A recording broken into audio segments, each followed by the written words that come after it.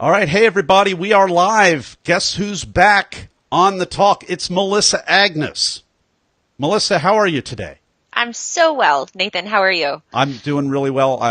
Last time you were on Be the Talk, and we're not recording for the podcast. This is actually going to be bonus content for your same episode that dropped. That I think I don't even know if it's live or not. But you gave the talk at TEDx City of Los Angeles. It's all about being crisis ready. I can't think of a more important topic to be talking about, just because there are so many brands in crisis. And if your brand hasn't ever been in crisis, it's right around the corner. So it's absolutely huge. Well, I agree. I mean, it's also my passion, so I'd have to agree on for multiple reasons. But the thing today is that risk is immense. Risk is everywhere, and it's more prevalent, and it comes out of nowhere, and there's a risk that it comes out of nowhere. So it's just about being crisis ready, as we already talked about, is just about having a team that understands what risk looks like, how to identify it, how to assess its material impact on the organization, and how to respond effectively in a way that it fosters stakeholder trust and credibility and goodwill in the brand. So it's certainly a valuable asset to be in this day and age. Yeah, absolutely. So I'm going to do the creepy finger wiggle, and I'm not being the kid from The Shining. I'm not being that creepy kid. This is what Melissa wants you to do. This is what I want you to do to help share the message of this bonus content of being crisis ready. Take your finger, put it over the share button, okay, and help spread this message, because Melissa gave a talk to change the world at the TEDx City of Los Angeles. I mean, it's amazing talk, and we're actually going to start recording some bonus content here in a minute. And if you have any questions or comments for Melissa, maybe your company is going through something. Maybe you can't get into the specifics, but you want to get on Melissa's radar, or maybe you're looking for a backup person who maybe you don't have the budget in your organization to be able to bring on some kind of crisis manager, or maybe the person that you have that might normally take on that role, maybe they're not really suited for that additional detail. Maybe you're looking for an outside voice that can help, and maybe you want to get on Melissa's radar. That's a great way to be able to do that. So, don't overshare, but get on the radar, share this, comment, and Melissa, you ready for the recorder here? Yeah, bring it on. All right. Now we are live in 3, 2. We are live again with Melissa Agnes. Melissa, are you ready to talk?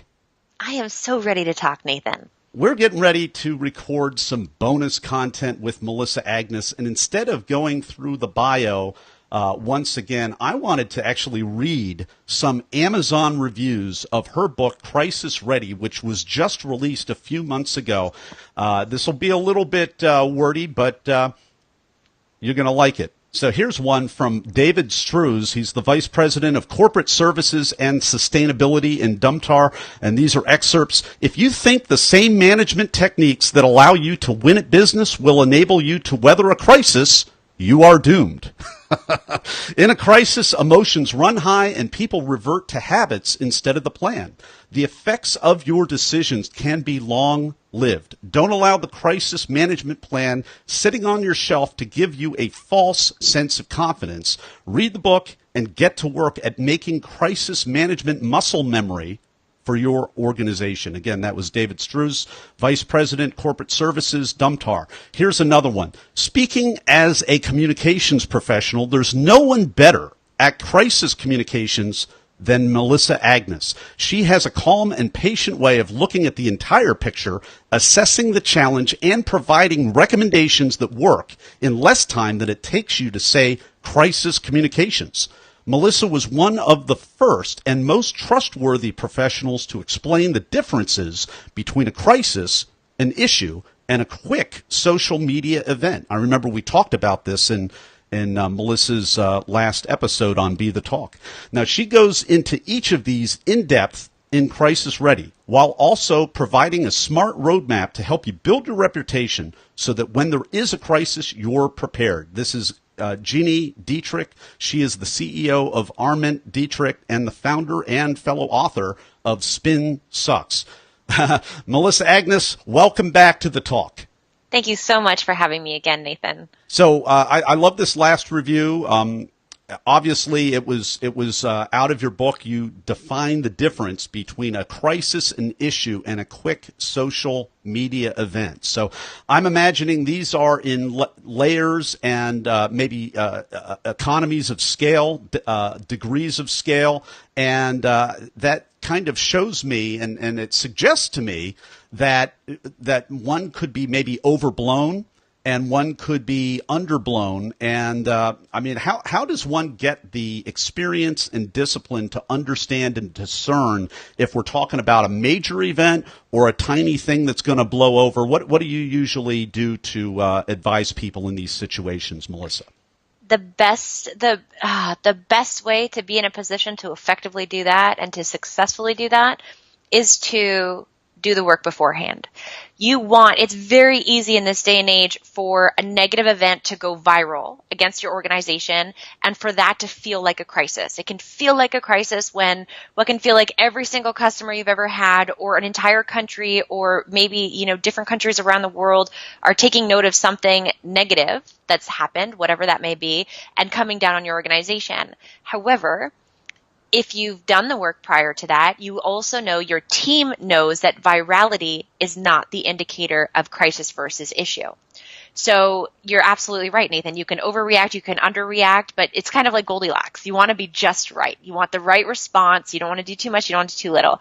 And that's it. It's putting in the time and the work to understand, think through, understand stakeholders, understand expectations, understand real-time challenges that are inevitable in this day and age when an issue goes viral or when a catastrophic crisis hits your organization.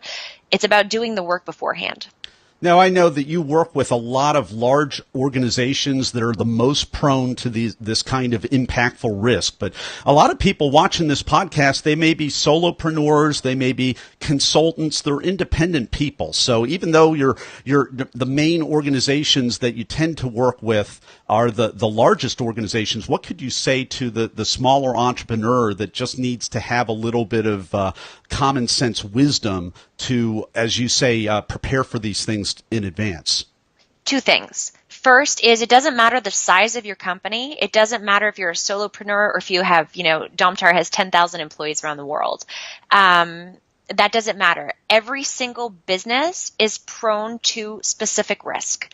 A solopreneur, for example, is their livelihood, your livelihood, my livelihood, is dependent on my ability to work. So what are some high-risk scenarios, so most likely high-impact scenarios, that if they were to strike you, your family, or your organization, that you would have an inability to effectively go about your work and still have the same livelihood that you have, maintain your livelihood. So it's about the first thing is about understanding the risks that pertain to your organization at the most likely high impact. And then the second thing is understanding who matters to your business. So business is about people, it's about relationships, and crisis management is about people. It's about doing the right actions in alignment with your values to manage the incident and communicating simultaneously. Both of these two things need to be done effectively and very well, and communicating with those who matter most to your business in a way that is emotionally intelligent, that is transparent, that is consistent, so that both of those, you're taking the actions, the course of action you need to take, and you're communicating so that everybody knows what you're doing and they continue to trust and you strengthen those relationships rather than lose from them. So those two things, understand risk and understand the people that matter most to your business. Good rules of thumb for sure. So people listening to this, they can be the whole gamut. You can be a small solopreneur, you can be the CEO of a large organization, and no matter where you fall, a lot of people listening to this podcast, they may be on a board of directors, they may be a board member or an elder in their faith community. There are all kinds of, they may be on their neighborhood homeowners association board. There are a lot of different capacities Absolutely. and roles that we have, and there's a lot of crazy stuff that can happen in any of these other organizations. So I had asked you a little bit ahead of time, and thank you so much for providing me with a few answers to this. You had mentioned when I asked you what are some of the top pain points that people struggle with, and you gave me 5 pain points. I'll list them right here, and I'd love for you just to pick one and kind of go take us down into a deeper dive, Melissa, if you would. But you gave me the big 5. Number 1, getting buy-in from leadership, which is huge. Anyone on governance or a board or any kind of advisory, influencing and getting buy-in from the others in a leadership position. Here's another one: assigning clear and approved crisis communication roles and responsibilities. Another one: responding in real time to rising issues. That's huge, because if someone isn't delegated the authority to do that, then in a board situation, I could see how things could be very, very slow, very much a catch-up game there. Number 4 is being prepared to manage rising risk, again, in real time. And then finally, training teams to be crisis ready. I'll let you pick one of those, but which one do you think is the most appropriate to deep dive us in? So the first 3, gaining buy-in, assigning clear roles and responsibilities, and responding in real time, they kind of go together. Buy-in is being crisis ready is cultural. We talked about this in the last podcast, or in the main podcast, if this is bonus material, but it's cultural because it needs to permeate through the entire organization, and that starts with leadership. And there are so many challenges today in managing, a real-time viral issue or crisis, that if you don't have that buy-in from the top down, and if it's not part of the culture of the organization, you are going to be hit with roadblocks, unnecessary roadblocks, that are going to hinder your crisis management, and therefore hinder the relationships and credibility in your brand, and suffer unnecessary consequences. And consequences can be impact on people, it can be impact on environment, it can be impact on business operations, reputation, bottom line. So those are major impacts.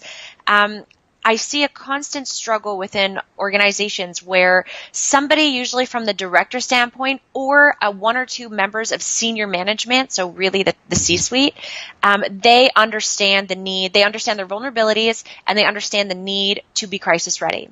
But especially because I work with large organizations, all of what's around them, so all of their counterparts, commonly don't necessarily understand the full scope the way that those few people who bring me in.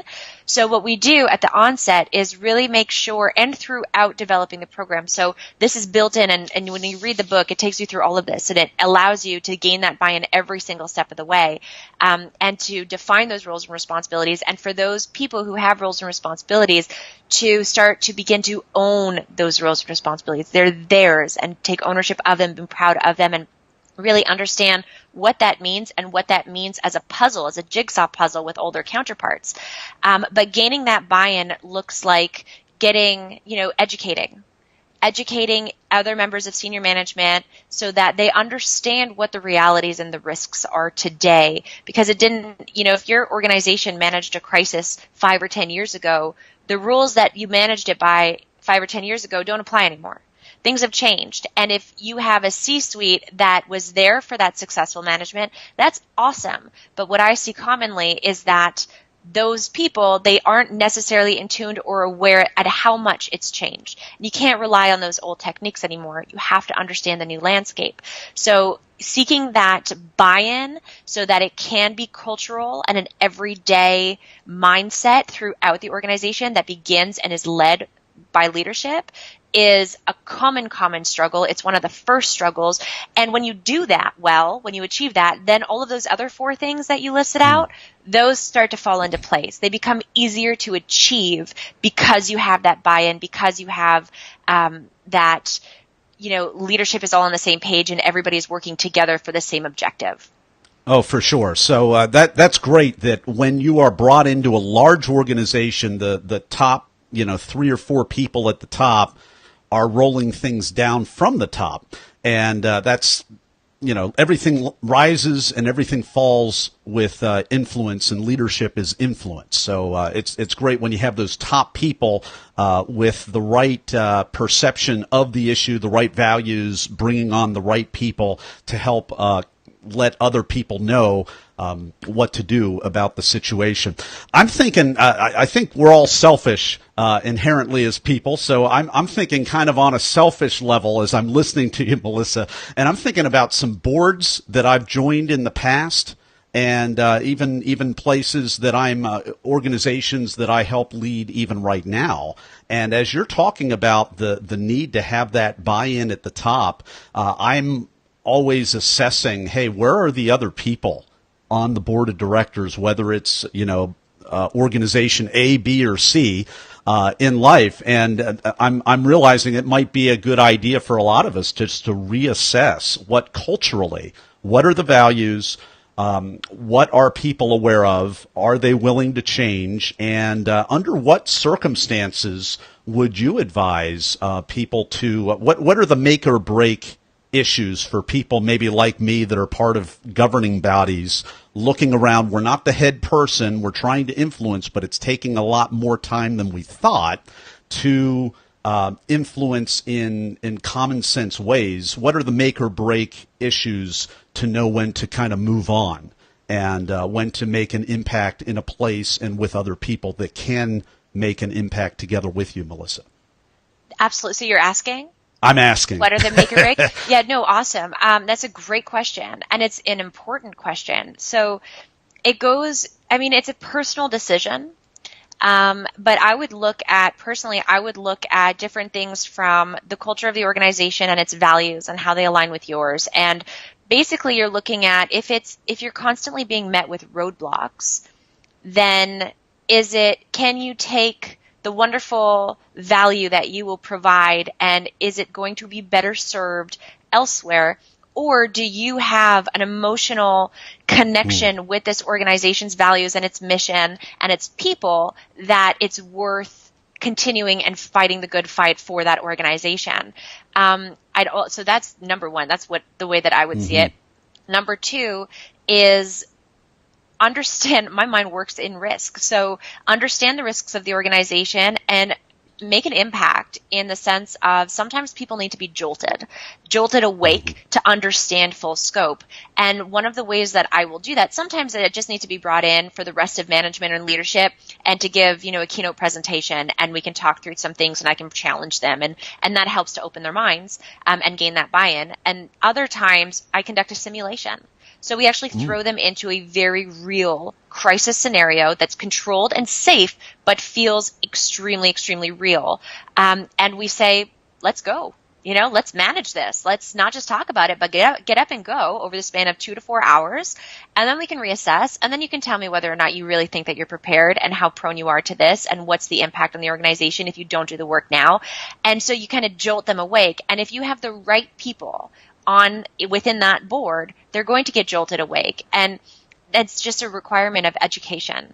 And that's okay. That's okay. There's ways to do that. So that's kind of the things that I would be looking at. It's a personal decision, but if it's worth fighting that good fight because you believe in that organization and its mission and its values, and you're just having that roadblock, that struggle, I'd say, what do Albert Einstein said the definition of insanity is trying the same thing over and over again and expecting different results. What are you doing over and over again, and what can you tweak? What can you change to hopefully gain a different result? All right, Talk Universe, that was absolutely brilliant, because what a boss way to change the domain from a he said, she said, I say, you say argument to a real experiential exercise that everybody can participate in to find out how everything shakes out. I absolutely love that. We are unfortunately, almost out of time in this bonus content here. So I'm going to give Melissa in just a moment a opportunity to come back with the final word of advice. But before we do that, want to steer you over to her website, which I believe is melissaagnes.com. It is melissaagnes.com. It is melissaagnes.com. I'm using the force on that one. My audio editor can cut that little joke out right there, but We're right back with Melissa Agnes for the final word of advice. I believe the final word of advice that I gave last time was take one small step in the right direction every day. Was it not? Was it? Yeah. I believe so, yeah. That is my one thing that, like, if you can do that, then you're in good shape.